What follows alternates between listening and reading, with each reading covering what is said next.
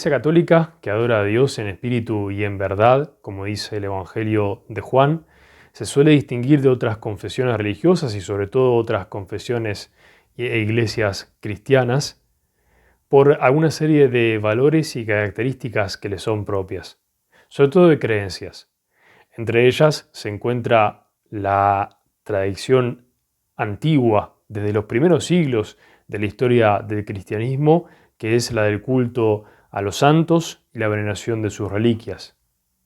Esto empezó sobre todo en los tiempos de las persecuciones, al principio de la historia de la Iglesia, cuando los cristianos rendían culto a los restos mortales de los mártires, aquellos que habían dado su propia vida, derramado la sangre por amor a Cristo, por la fe en Cristo, por creer en Él. Dice en las actas del martirio de San Policarpo que los cristianos recogieron sus restos como si fuesen más importantes que el oro o que las piedras preciosas. También sabemos por distintos escritos que sobre el sepulcro de los mártires se erigían primero altares y más tarde iglesias que van a tener como título a estos cristianos que dieron la fe por Cristo. Pero, ¿cómo explicar este culto a los santos? Vayamos a lo que dice el Catecismo de la Iglesia Católica en el punto 954, donde se nos habla de los tres estados de la Iglesia. La Iglesia somos nosotros, sí, aquellos que peregrinamos en este mundo, en esta vida, aquellos que todavía vivimos, podríamos decir. Pero también está la Iglesia triunfante, aquellos que ya alcanzaron la gloria del cielo, que son uno con Dios, que participan de la visión beatífica. Y por otro lado está la Iglesia purgante, que son aquellos que se purifican de las consecuencias y las heridas que provoca el pecado, de modo tal que puedan encontrarse en un futuro con Dios, que es la pureza en sí misma. La Iglesia, cuando hablamos de comunión fraterna, no se reduce solamente a mi parroquia, a mi diócesis, a mi congregación.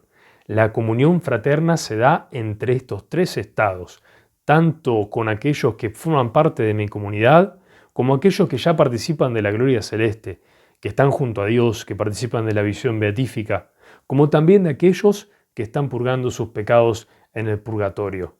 La comunión se da entre nosotros los vivos, los santos y los fieles difuntos, las almas del purgatorio. En este principio es que se fundamenta el culto a los santos. Entendemos el culto a los santos y la intercesión de los santos como aquellos que, participando de la gloria de Dios y participando de la santidad de aquel que es santo y dona toda santidad existente, intercede por nosotros que peregrinamos en este mundo, en esta vida. Para poder entender el sentido del culto, vayamos al sentido de la adoración. Dice el Catecismo en el punto 2096 que la adoración es el primer acto de la virtud de la religión. Adorar a Dios es reconocerle como Dios, como Creador y Salvador, Señor y dueño de todo lo que existe, como amor infinito y misericordioso. Dice Lucas en el capítulo 4, versículo 8, adorarás al Señor tu Dios y solo a Él darás culto. Jesús lo dice también citando el libro de Deuteronomio, capítulo 6, versículo 13. A Dios es solo que adoramos. No adoramos a los santos, no adoramos a María Santísima. Y cuando rendimos culto a los santos y a María Santísima, en realidad estamos rindiendo culto a aquel que obró en ellos. Rendimos culto a Dios que obró en María, que actuó en María, que se manifestó en ella, sobre todo con el gran misterio de la encarnación del Verbo. Rendimos culto a Dios que en los santos manifestó y seguirá manifestando su santidad. Con respecto a las imágenes, el mismo Catecismo nos dice en el punto 2132 que el culto cristiano de las imágenes no es contrario al primer mandamiento, aquel de no harás ninguna imagen, que proscribe a los ídolos. En efecto, el honor dado a una imagen se remonta al modelo original, dice San Basilio. El que venera una imagen venera al que en ella está representado. El honor tributado a las imágenes sagradas es una veneración respetuosa, no una adoración, que solo corresponde a Dios. Entonces, cuando nosotros hacemos nuestras fiestas patronales, cuando hacemos procesiones, sacamos la imagen, no veneramos la imagen en sí, sino lo que esta imagen representa, la vida de algún santo, la vida de María Santísima o la imagen misma de Jesús. Lo que me lleva es al modelo original, Jesucristo siempre, tanto en sí mismo como el modelo para la vida de los santos que quisieron imitarlo durante su vida terrenal.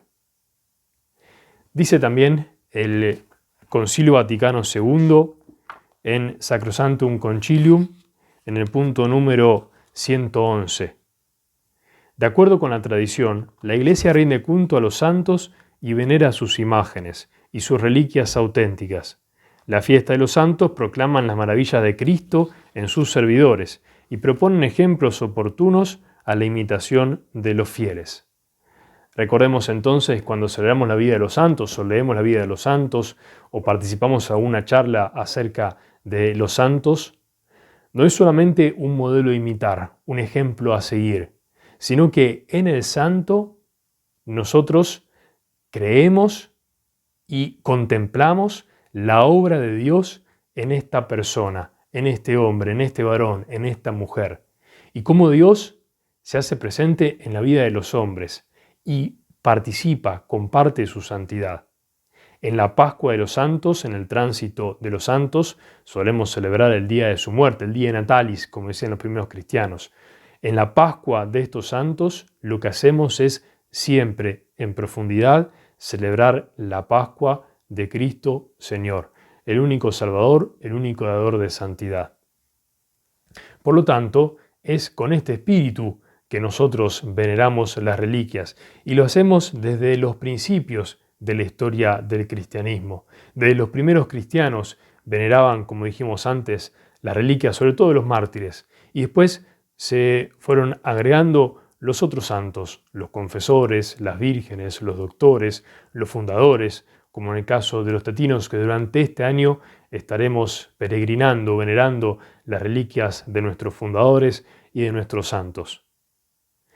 Dice acerca de la veneración de las reliquias el Concilio de Trento que se instruya también a los fieles en que deben venerar los santos cuerpos de los santos mártires y de otros que viven con Cristo, que fueron miembros vivos del mismo Cristo y templos del Espíritu Santo, por quien han de resucitar a la vida eterna para ser glorificados, y por los cuales concede Dios muchos beneficios a los hombres.